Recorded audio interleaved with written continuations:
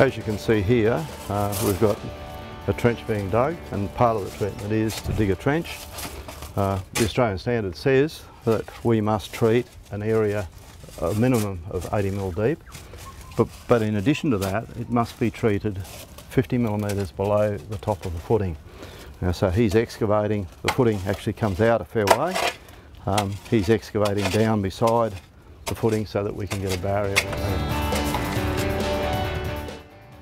We've talked about trenching, and now the other part that we do is drilling. Where we've got concrete, paving or tiles, the ideal way is to actually cut that material or remove them and then treat.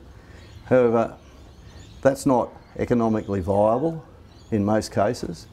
The Australian standard allows us to drill, and when we drill we actually apply the chemical at twice the rate that we do for soil areas. But the object of the exercise is to do precisely what we do when we trench. So to actually treat the soil that's there.